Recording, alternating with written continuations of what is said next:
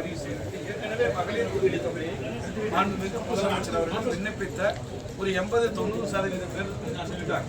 இறந்த போதிலும் அதுல சில விதிமுறைகள் தளர்வு செய்ய. இப்போ நீங்க அந்த வீடு நீங்க ஒரு மினிட் ஒரு ஆட்டோ வச்சு போட்டு உங்களுக்கு அந்த மகளிர் உரிமை தொகை கிடைக்காது.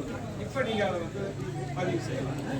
அதுக்கு அடுத்தது 4 சக்கர வாகனங்கள், இப்ப ஆமணி கால் கூட வச்சிருப்பாங்க, அவங்க எல்லாம் கூட பதிவு செய்யலாம் அப்படிங்கிற அந்த விதிமுறை தளர்வு கொடுத்துருக்காங்க.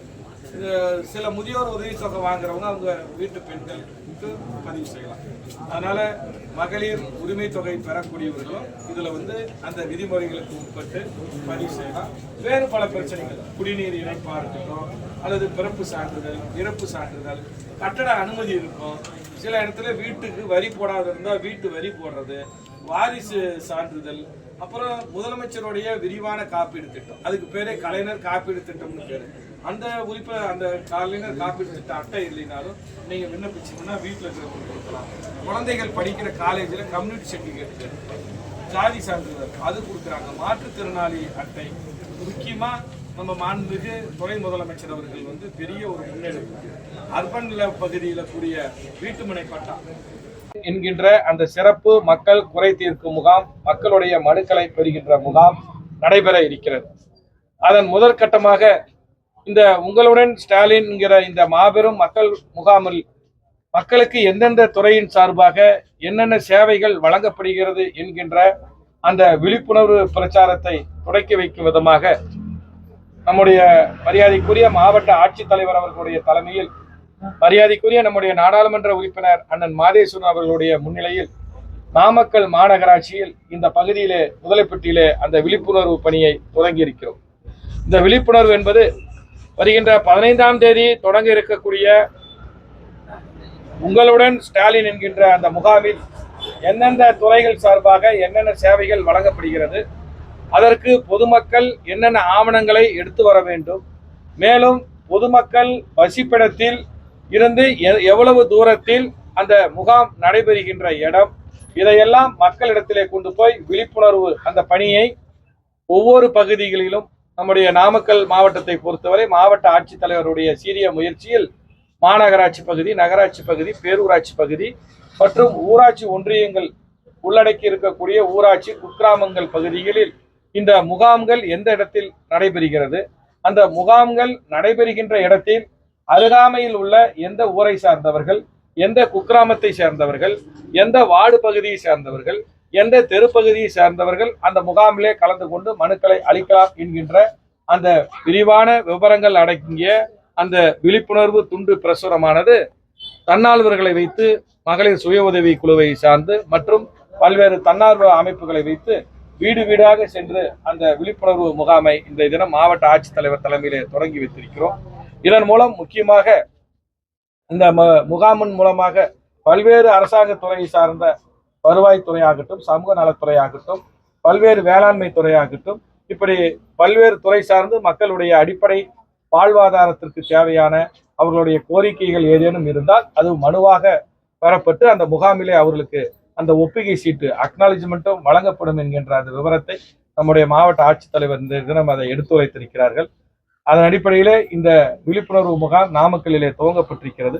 குறிப்பாக மகளிர் உரிமை தொகை, ஏற்கனவே மாண்புமிகு முதலமைச்சர் அவர்கள் மகளிர் உரிமை தொகையை பொறுத்தவரை விண்ணப்பித்து தகுதி உள்ளவர்களுக்கு 70%, 80% அளவிற்கு விழுக்காடு அளவிற்கு நாம் மகளிர் உரிமை தொகையை வழங்கியிருக்கிறோம்.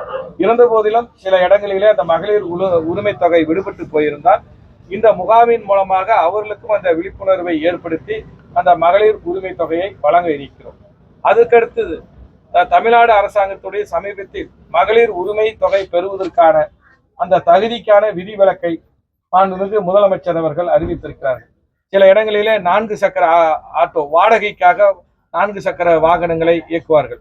உதாரணத்திற்கு ஒரு ஆட்டோ ஓட்டுநர் இருக்கிறார், அல்லது ஒரு சிறிய இந்த சுமைதாங்கி மினிடோர் ஆட்டோ என்று சொல்வார்கள். இப்படி 4 சக்கர வாகனங்கள் கடன்கள் மூலமாக நிதி உதவி பெற்று அதை பயன்படுத்துவார்கள். அதை இயக்கக்கூடிய அந்த வீட்டு பெண்களுக்கும் அந்த மகளிர் உரிமை தொகைக்கு விண்ணப்பிக்கலாம் என்பதற்கான வழிகாட்டும் நெறிமுறையை தற்பொழுது அரசாங்கம் வெளியிட்டிருக்கிறது. அதே போன்று இந்திரா காந்தி மகளிர் உரிமை தொகை இந்திரா காந்தி முதியோர் உதவித்தொகை பெற்றிருப்பார்கள்.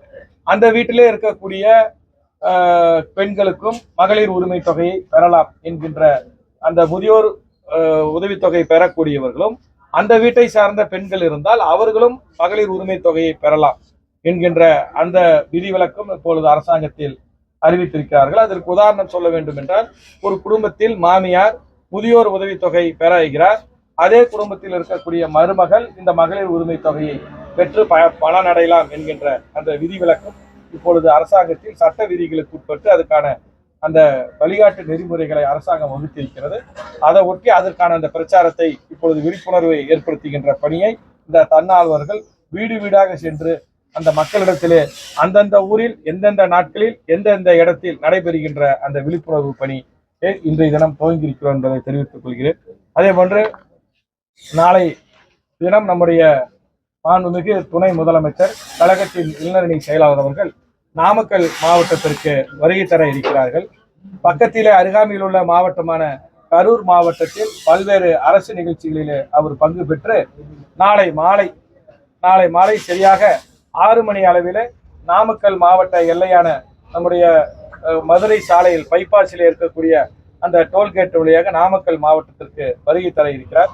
அவருக்கு நாமக்கல் கிழக்கு மற்றும் மேற்கு மாவட்ட கழகத்தின் சார்பாக நாளை மாலை நமது நாமக்கல் மாவட்டத்திற்கு வருகை தருகின்ற துணை முதலமைச்சர் கழகத்தினுடைய இளைஞரணி செயலாளர் மரியாதைக்குரிய அண்ணன் உதயநிதி ஸ்டாலின் அவர்களுக்கு உற்சாகமான வரவேற்பு பொதுமக்கள் சார்பாகவும் கழகத்தின் சார்பாகவும் இளைஞரணி மகளிர் அணி சார்பாகவும் அனைத்து தரப்பு மக்கள் சார்பாக அந்த சிறப்பான வரவேற்பு என்பது நாளை மாலை வழங்க இருக்கிறோம் என்பதை இந்த நேரத்தில் தெரிவித்துக் கொள்கிறேன். வரவேற்பானது நம்முடைய தேசிய நெடுஞ்சாலையில் இருக்கிற டோல்கேட்டிலும் அதனைத் தொடர்ந்து திருச்செங்கோடு சாலை போன்ற பகுதிகளில் அந்த வரவேற்பு நிகழ்ச்சி அமைய இருக்கிறது. அதற்கடுத்து நாளை மறுநாள் வியாழக்கிழமை காலை 10 மணி அளவிலே மாவட்ட ஆட்சித்தலைவர் அலுவலகத்திலே பல்வேறு துறை சார்ந்த அதிகாரிகள் பங்கு பெறுகின்ற அந்த ஆய்வுக் கூட்டமானது மாவட்ட ஆட்சித்தலைவர் அவர்கள் தலைமையிலே நடைபெறுகின்ற இந்த ஆய்வுக் கூட்டத்தில் மாண்புமிகு துணை முதலமைச்சர் அவர்கள் கலந்து கொண்டு பல்வேறு துறை சார்ந்த அரசு திட்டங்கள் அதனுடைய செயலாக்கம் குறித்தும் நமது மாவட்டத்தில் அந்த துறை சார்ந்து நடைபெறுகின்ற அந்த பணிகள் குறித்தும் ஆய்வு செய்ய இருக்கிறார்கள். அதன் பிறகு மாவட்ட நிர்வாகத்தின் சார்பாக மாவட்ட ஆட்சித்தலைவர் அலுவலகத்திலே சிறப்பு முன்னெடுப்பாக நகர்ப்புற பகுதியிலே இருப்பவர்களுக்கு பட்டா, அர்பன் HSD பட்டா என்று சொல்வார்கள், அதை வழங்குவதற்கு முதலமைச்சர் அவர்களுடைய கவனத்திற்கு எடுத்து சென்று அதற்கான ஆணையை பெற்றவர் நம்முடைய துணை முதலமைச்சர் அவர்கள். ஆகையால் அவருடைய திருக்கரத்தால் நாளை தினம் மாவட்ட ஆட்சித்தலைவர் அலுவலகத்தில் முதல் கட்டமாக அந்த HSD பட்டா அர்பன் பகுதியிலே நகர்ப்புற பகுதியிலே இருப்பவர்களுக்கு அந்த பட்டா வழங்குகின்ற அந்த பணியை நாளைக்கு துவக்கி வைக்க இருக்கிறார்கள். ஏறத்தாழ நாமக்கல், திருச்செங்கோடு, ராசிபுரம், குமாரபாளையம் போன்ற நகராட்சி பகுதிகளும் நகராட்சி சுற்றுவட்ட பகுதிகளிலே அந்த அர்பன் HSD பட்டா பணியையும் மற்றும் பல்வேறு இலவச வீட்டுமனை பட்டா, பிற நலத்திட்ட உதவிகள், இப்படி நலத்திட்ட உதவிகளை ஏறத்தாழ ஒரு 2000த்திற்கும் மேற்பட்ட பயனாளிகளுக்கு மாவட்ட ஆட்சித்தலைவர் அலுவலகத்திலே அந்த பயனாளிகள் பங்கு பெறுகின்ற அந்த நிகழ்ச்சியில நலத்திட்ட உதவிகளை வழங்கியிருக்கிறார்.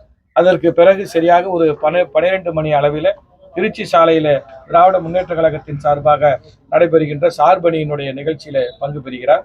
மீண்டும் மதியம் 3 மணி அளவில் நாமக்கல் மாவட்ட ஆட்சித்தலைவர் வளாகத்திலே இருக்கக்கூடிய மாவட்ட விளையாட்டு அரங்கிலே அங்கு இருக்கக்கூடிய ஒரு நவீன விளையாட்டு உடற்பயிற்சி கூடத்தையும் திறந்து வைத்து நமது மாவட்டத்தின் சார்பாக பல்வேறு போட்டிகளிலே வெற்றி பெற்றிருக்கக்கூடிய விளையாட்டு வீரர்களை அவர் சந்தித்து பேச இருக்கிறார். அதன் பிறகு அவர் விமானம் சேலம் சென்று அங்கிருந்து 5:20 மணி அளவிலே நடைபெறுகின்ற அந்த விமானத்தில் அவர் சென்னை செல்ல இருக்கிறார் என்பதை தெரிவித்துக் கொள்கிறேன்.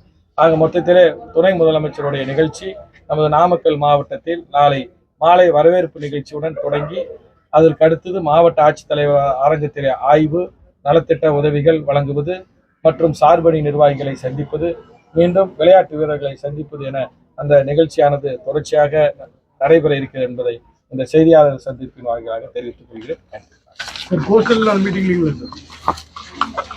கிடையாது.